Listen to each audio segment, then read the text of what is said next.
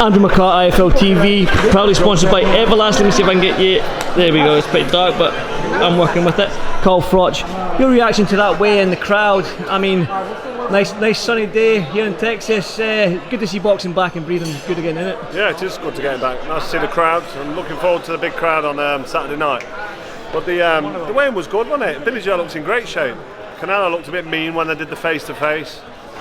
Looked like he meant business, but you know he always means business, doesn't he? But I don't know. I can't take much from that weigh-in really. I saw in the broadcast when you done your sort of interview with Sergio and Todd, they posed the question, can Billy do it? And you said, well, for Billy to do it, he needs to stay on the back. Well, sort of like pot shot a little bit, but he needs to not get hit for 12 rounds, and that's impossible with somebody. It's going to be hard for him to just keep out of the way and box and outbox Canelo. It's going to be a difficult job to do that.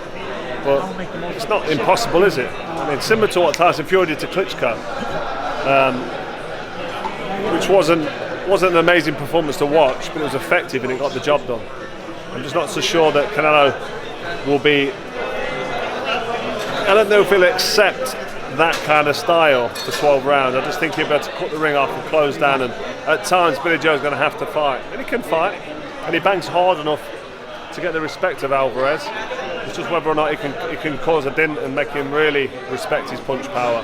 Because let's be honest, Billy Joe's not a massive puncher. You've only got to look at his knockout ratio, but he's got fast hands. He's very skillful. And if he wants to move and make this fight awkward and use his feet and just keep out of the way of trouble and try and pot shot out of range, he's slightly taller, got slightly longer reach. But just watching Canelo against Callum Smith, it was a good super middleweight. You know, I mean, he's a decent champion, Callum Smith. I've sparred a lot of rounds with him as well, so I know how good he is. And Canelo just coped with him so easy. I don't know if it was a bit of an under-ambitious performance from Smith, though. He didn't really. I don't think he was at his best. It's just hard to make a case for Billy Joe Saunders, as much as I want him to win. I think he's great. I love him. I love his attitude. I love the fact that he's quite controversial. He's got fast hands, high work rate. He's fitter than I've ever seen him. It's not a mission impossible, I won't say that, but this is going to be really, really tough for him to get this decision. I mean, if he goes the points, he's going to have to really outbox him conclusively to get the nod. Is that because of the fear of the judges that can... It's because of everything. It's because it's Canelo, because the judges are going to score stuff that lands on his gloves and not score. Billy Joe's putting shots together, but Canelo's defence is good and they're hitting gloves on that. But Canelo's only got to land 2 or 3 shots that look eye-catching and he'll be winning the round. Are you worried about the judges here? I always worry about the judges in every fight because boxing's, it's subjective scoring. What one judge sees from that angle of the ring and what he likes might not be what people are watching. So there's been a lot of controversy around scoring ever since boxing began.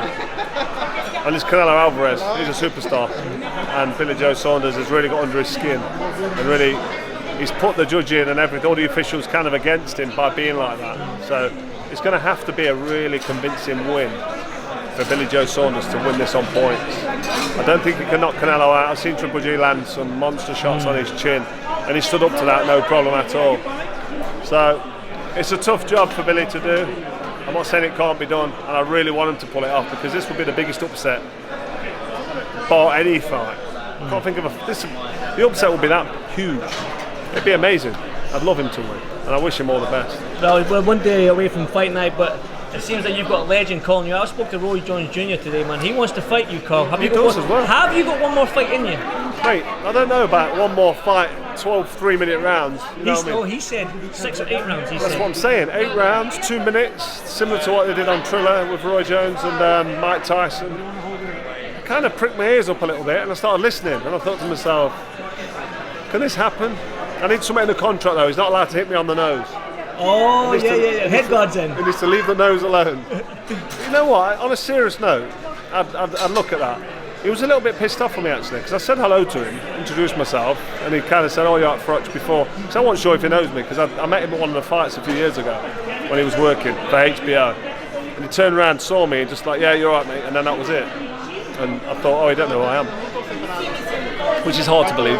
But when I saw him today, he was like, "Oh, Froch, come here," and he shook my hand, we had a chat, and he said, "You said I was shot to bits," and I thought, the first conversation I have with Roy Jones, I'm having to explain myself. Yeah. But I did say that. I did say it. So you're keen for the fight? Well, he's got a little bit of beef the way he was. I need to talk to him again. I'm working with him tomorrow night on DAZN. You know, we're doing the broadcast together, so I need to kind of straighten out the beef with him and say, look, let's be professional, let's do the job. But what are you being serious about this little bit of beef? Because what I said, Calzaghe beat Roy Jones when Roy Jones was way past his best. That's probably what I should have said. But you know, I didn't want to give Calzaghe any credit, so I just said Roy Jones was shot to bits. So that can be taken out of context when you just listen to that bit. But that was to kind of take away the performance from Calzaghe, because let's be honest, anybody, not just Joe Calzaghe, fighting a prime Roy Jones Jr., they're banging trouble, aren't they? Exactly. You know what I mean? Well, that's a fight. I think I'm intrigued in this fight. I wouldn't mind seeing it, Carl, if I'm being honest with you. Mike Tyson made a comeback. I've had a Holyfield's got only seen you're as old as these legends, but you're a legend in your own right. You're still young, you look fit. To go in the ring with Roy Jones Jr. it would be an honour. It would be an honour. I don't want to go in there and try and bash him up, and I hope he don't want to go and try and bash me up. But let's have a talk. Let's see where this goes. 8 2-minute rounds. If he hits me hard, I'll let him back hard. Maybe we'll have a tear up. That's what I like to hear. Carl, let you enjoy your drink, and thanks for this Fight Feel TV. No doubt catch you soon, my man. Thank you very much, Carl. Thank you.